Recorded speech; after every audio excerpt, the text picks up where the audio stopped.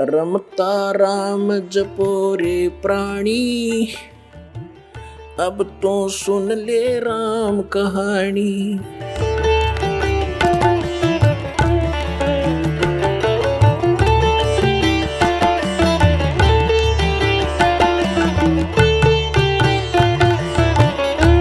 अपनात्माओं, गरीबदास साहिब जी की वाणी में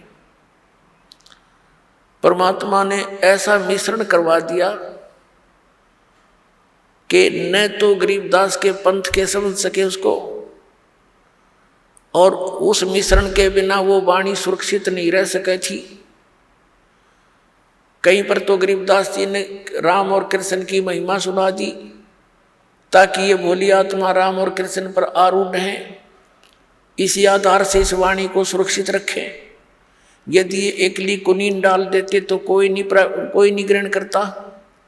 तो जिस कारण से गरीबदास पंथ के पंथियों ने गरीबदास साहिब जी को विष्णु जी का अवतार मान लिया, उस ज्ञान को ना समझकर उनकी वाणी से अपरिचित जितने भी गरीबदास जी के जो संत बने हुए हैं या उनके पंथी हैं, अनुयायी हैं, गरीबदास जी कहलाते हैं, एक मेरे पूज्य गुरुदेव जी को छोड़कर उस पूरे गरीबदास पंथ में किसी के पास ये मार्ग नहीं। और ये परमात्मा ने एक सुनियोजित तरीके से यहाँ तक पहुँचाया। हमारे जो गरीबदास जी के बाद सीधे जो शिष्य बने उनके शीतलदास जी थे, गाँव बराना के अंदर उनका आज भी आश्रम है छोटा सा। उनको गरीबदास जी ने विशेष हिदायत दे दी थी कि ये मंत्र तू जाप कर, केवल एक सुयोग शिष्य जिसको मैं संकेत दूंगा उसको बताना। तो गरीबदास जी ने स्वप्न में उनको संकेत दिया और दूसरा उनका जो शिष्य अधिकारी था उसको बताया कि इसको देना और उसको यही बोल देना कि और किसी को नहीं बताएगा। ऐसे ही चलते चलते मेरे पूज्य गुरुदेव जी के पास ये केवल इस गरीबदास पंथ से एक ही कड़ी आई है, ये सत्कर मान लेना। और उन्होंने इस दास को फिर ये भेद दिया, ये ज्ञान दिया। मेरे पूज्य गुरुदेव जी के बहुत से शिष्य थे, कुछ साधु भी बने हुए थे, लाल कपड़े रंग कर भी रहते थे। उनको भी आदेश नहीं दिया नाम देने का, केवल इस दास को। दास तो एक सर्विस करता था, यही था मैं इस हरियाणा के अंदर इस नहर महकमे के अंदर।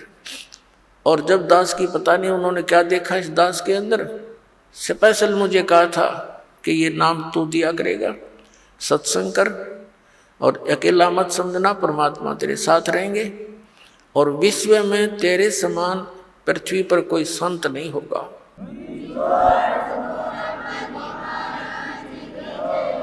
उस समय मेरे पूज्य गुरुदेव जी की आयु लगभग 105 वर्ष की थी। और कहते हैं साध वचन पलटे नहीं, चाहे पलट जावा ब्रह्मांड।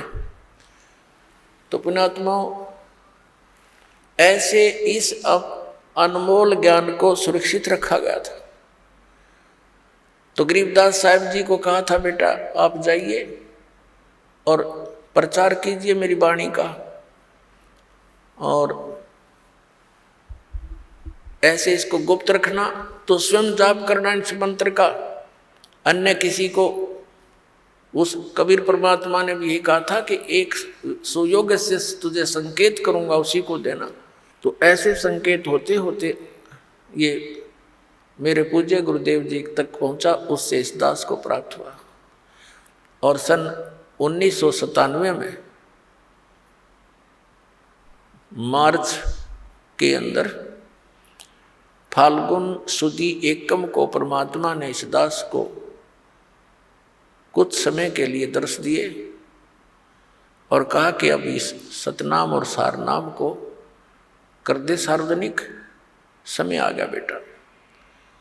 पुनः तो